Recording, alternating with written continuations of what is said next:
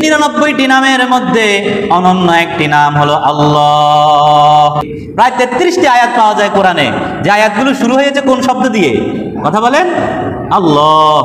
আল্লাহ শব্দটি এসেছে আলাহা শব্দ থেকে, কেউ কেউ বলেন আলিহা ইয়ালাহু, এই শব্দ থেকে আল্লাহ শব্দটি এসেছে। কোরআনের প্রথম সূরাতেও আল্লাহর নাম, শেষ সূরাতেও আল্লাহর নাম। আল্লাহ রাব্বুল আলামিনের একটি দুইটি নয়, ৯৯টি গুণবাচক নাম রয়েছে। এবং আল্লাহ রাব্বুল আলামিন পবিত্র কোরআনের সূরা আরাফের ১৮০ নং আয়াতে তিনি আমাদেরকে নির্দেশ দিয়েছেন, ওয়ালিল্লাহিল আসমাউল হুসনা ফাদউহু বিহা। আল্লাহ রাব্বুল আলামিনের জন্য রয়েছে সুন্দর সুন্দর নাম সমূহ।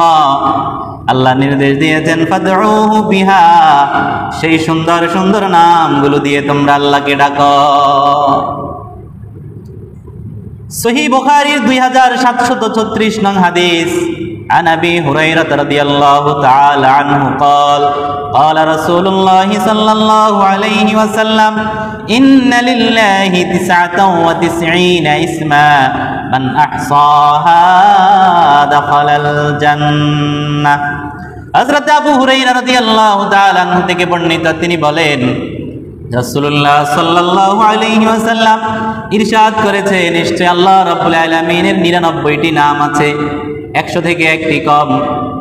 এই ৯৯টি নাম যে মুখস্থ করবে, এই ৯৯টি নাম যে জানবে, এই ৯৯টি নাম নিয়ে নিয়ে যে আল্লাহকে ডাকবে, এই নামের দাবিগুলো পূরণ করবে, আল্লাহর রাসূল সাল্লাল্লাহু আলাইহি ওয়াসাল্লাম জানান দাখালাল জান্নাহ, সে জান্নাতে প্রবেশ করবে। ওই ৯৯টি নামের মধ্যে অনন্য একটি নাম হলো আল্লাহ। পৃথিবীতে মানব রচিত অনেকগুলো ধর্ম আছে, কেউ তাদের দেবতাকে ডাকে গড বলে। গডের ফেমিনিন জেন্ডার আছে, গডেস পুরুষ গড, মহিলা গড, ভগবান ভগবতী। কিন্তু আল্লাহ এটি এতটাই অনন্য একটি শব্দ, এটার কোনো স্ত্রীলিঙ্গ নেই, এটার বিপরীত কোনো শব্দ নেই, এটা তুলনাহীন অতুলনীয় একটি শব্দ আল্লাহ। আল্লাহ শব্দটির ব্যাখ্যা নিয়ে মুফাসসিরিনগণ কয়েকটি ব্যাখ্যা জানিয়েছেন, প্রায় ৬টি ব্যাখ্যা পাওয়া যায়। প্রথম ব্যাখ্যা হলো, আল্লাহ শব্দটি এসেছে আলাহা শব্দ থেকে। আলাহা শব্দের অর্থ হলো রক্ষা পাওয়ার জন্য ছুটে আসা। এই অর্থ যদি ধরে নেই, তাহলে আল্লাহ হলেন এমন সত্তা যার কাছে সকল জাতি গোষ্ঠী, সকল মানুষ, সকল জিন ছুটে আসে। আল্লাহ শব্দটির আরেকটি ব্যাখ্যা হলো, কেউ কেউ বলেন আলিহা ইয়ালাহু, এই শব্দ থেকে আল্লাহ শব্দটি এসেছে। এই শব্দের অর্থ হলো ইবাদত করা। তাহলে আল্লাহ শব্দটি যদি আলিহা ইয়ালাহু থেকে আসে, তাহলে এর অর্থ হয় আল্লাহ এমন এক সত্তা যিনি একমাত্র ইবাদতের উপযুক্ত। প্রিয় ভাইয়েরা আমার, আল্লাহ রাব্বুল আলামিন পবিত্র কোরআনের মাঝে প্রায় ২৬৯৮ থেকে প্রায় ৩০০০ বার আল্লাহ শব্দটির উল্লেখ করেছেন। এমনকি কোরআনুল কারীমে ৩০টিরও বেশি আয়াত শুরু করেছেন আল্লাহ শব্দ দিয়ে। প্রায় ৩৩টি আয়াত পাওয়া যায় কোরআনে, যে আয়াতগুলো শুরু হয়েছে কোন শব্দ দিয়ে? কথা বলেন। আল্লাহ। কোন শব্দ দিয়ে? এই যে মৌলিক ৬০টি জিকির আছে, যে জিকিরগুলোর মাধ্যমে মুমিনের হৃদয় প্রশান্ত হয়, যে জিকিরগুলোর মাধ্যমে মুমিন আল্লাহকে ডাকে, সুবহানাল্লাহ বলেন, আলহামদুলিল্লাহ, লা ইলাহা ইল্লাল্লাহ, আল্লাহু আকবার, সুবহানাল্লাহ, আলহামদুলিল্লাহ, লা ইলাহা ইল্লাল্লাহ, আল্লাহু আকবার। মৌলিক যে ৪টি জিকির, ৪টি জিকিরের প্রত্যেকটি জিকিরে আল্লাহ নামটি আছে। আল্লাহ নামটির তুলনা শুধুই আল্লাহ। প্রিয় সম্মানিত ভাইয়েরা আমার, সূরাতুল ইখলাস এবং আয়াতুল কুরসি, এগুলিতে আল্লাহ রাব্বুল আলামিনের পরিচয় পাওয়া যায়। এজন্য এই সূরাতুল ইখলাসের মর্যাদা আল্লাহ রাব্বুল আলামিন অন্যান্য সূরার চেয়ে কিছু কিছু ক্ষেত্রে বাড়িয়ে দিয়েছেন। রাসূলুল্লাহ সাল্লাল্লাহু আলাইহি ওয়াসাল্লাম একদিন সাহাবীদেরকে ডাক দিয়ে বললেন, ও আমার সাহাবীরা এদিকে আসো, আমি তোমাদেরকে কোরআনের 1/3 তিলাওয়াত করে শোনাবো। সকল সাহাবীরা জড়ো হয়ে গেলেন। বিশ্বনবী সকলের সামনে বললেন, সবাই বলেন, কুল হুয়াল্লাহু আহাদ আল্লাহুস সামাদ লাম ইয়ালিদ ওয়া লাম ইউলাদ ওয়া লাম ইয়াকুল লাহু কুফুয়ান আহাদ। সূরাতুল ইখলাস এমনই এক সূরা, রাসূলুল্লাহ সাল্লাল্লাহু আলাইহি ওয়াসাল্লাম একজন সাহাবীকে নিযুক্ত করলেন ইমামতির জন্য। সাহাবী ইমামতি শুরু করলেন। তিনি প্রত্যেক রাকাতে সূরাতুল ফাতিহা এবং অন্য একটি সূরা পড়ার আগে সূরাতুল ইখলাস তিলাওয়াত করে। এইভাবে সে প্রত্যেক রাকাতে রাকাতে সূরা ইখলাসের তিলাওয়াত করতে থাকে। একদিন, 2 দিন, 3 দিন, 4 দিন মুসল্লিরা রাসূলের কাছে অভিযোগ করলো, ইয়া রাসূলুল্লাহ, আপনি আমাদেরকে এমন কি ইমাম নিয়োগ করে দিলেন যিনি প্রতি রাকাতে সূরাতুল ইখলাস তিলাওয়াত করে? রাসূলুল্লাহ বললেন, তোমরা তাকে গিয়ে জিজ্ঞেস করো, আমি জানতে চেয়েছি সে কেন এই সূরা তিলাওয়াত করে। উত্তরে সাহাবী বললেন, এই সূরাতে আল্লাহর পরিচয় পাওয়া যায়, এই সূরাটাকে আমি ভালোবাসি, এই সূরা তিলাওয়াত করতে আমার ভালো লাগে। রাসূলুল্লাহ সাল্লাল্লাহু আলাইহি ওয়াসাল্লাম ঘোষণা দিলেন, যে ব্যক্তি সূরা ইখলাসকে ভালোবাসে, এই সূরা ইখলাসের ভালোবাসা তার জান্নাতে যাওয়ার জন্য যথেষ্ট হয়ে যাবে। কেন কেন সূরাতুল ইখলাসের এই মর্যাদা? এর কারণ কি? কারণ সূরাতুল ইখলাসে পাওয়া যায় কার পরিচয়? প্রিয় ভাইয়েরা আমার, আজকে আমি আপনি আমাদের প্রত্যেকেরই একটা একটা নাম আছে। এই নামটা হয়তো আমাদের বাবা নয়তো মা অথবা দাদা অথবা দাদি কেউ না কেউ রেখেছেন, কিন্তু আল্লাহর তো বাবাও নাই, মাও নাই, ছেলেও নাই, মেয়েও নাই, দাদাও নাই, দাদিও নাই, তো আল্লাহর নাম কে রেখেছে? আল্লাহ রাব্বুল আলামিন নিজেই তিনি তার নাম রেখে দিয়েছেন। সুবহানাল্লাহ। পবিত্র কোরআনের 20 নং সূরা, সূরা তাহা 14 নং আয়াত, আল্লাহ রাব্বুল আলামিন ইরশাদ করেন, ইন্নানি আনাল্লাহু লা ইলাহা ইল্লা আনা ফা'বুদনি ওয়া আকিমিস সালাতা লিযিকরি। ইন্নানি আনাল্লাহ, নিশ্চয়ই আমি আল্লাহ। সুবহানাল্লাহ। তাহলে আল্লাহর নাম যে আল্লাহ, এটা কে রেখেছেন? কথা বলেন, কে রেখেছেন? আল্লাহর নাম আল্লাহ নিজেই রেখে দিয়েছেন। ইন্নানি আনাল্লাহ, আমি আল্লাহ। আমরা চলে যাচ্ছি পরবর্তী বাক্যে।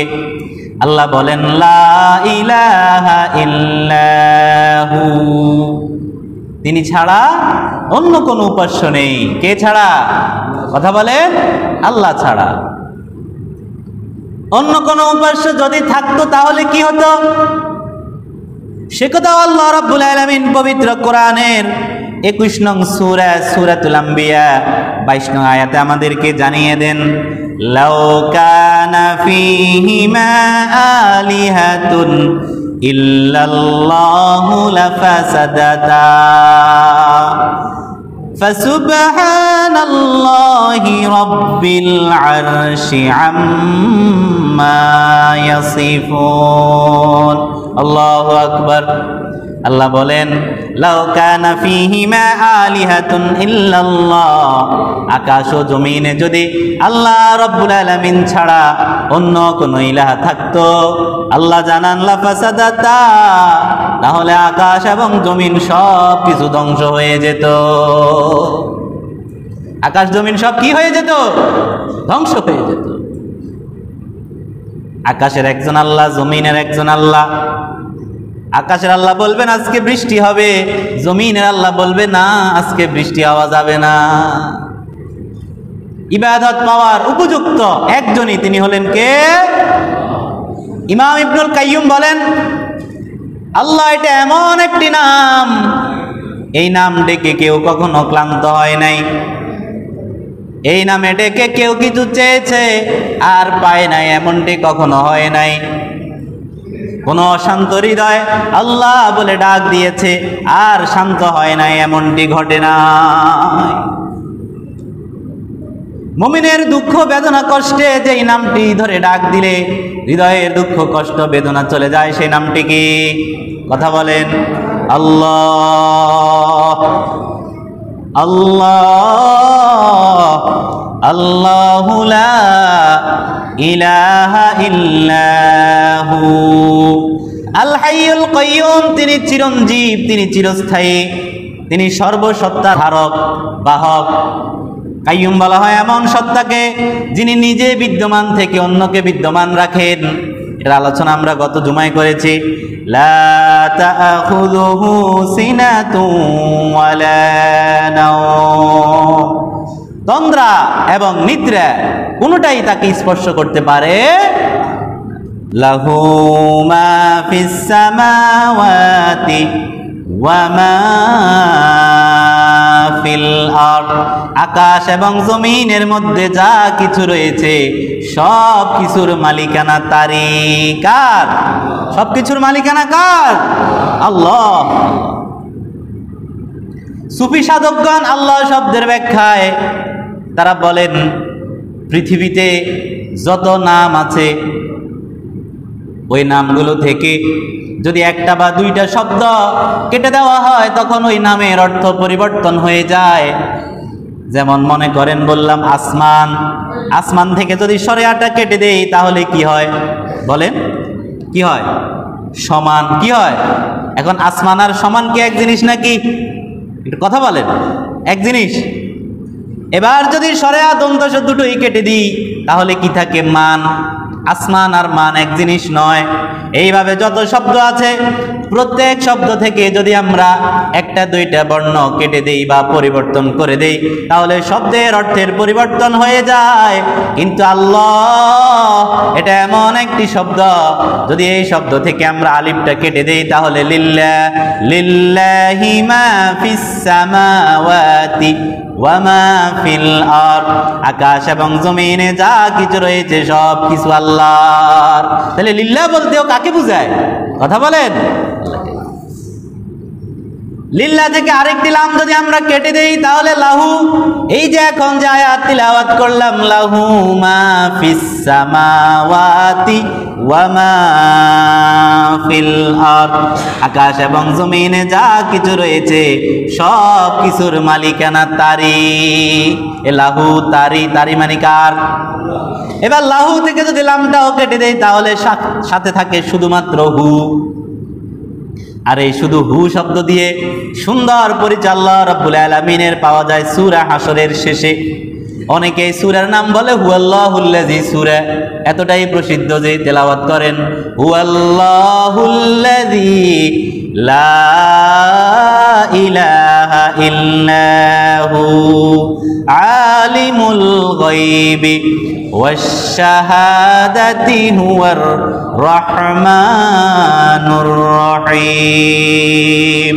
হুয়াল্লাহুল্লাযী লা ইলাহা ইল্লাহু। কি চমৎকার ব্যাখ্যা, কি চমৎকার একটি নাম।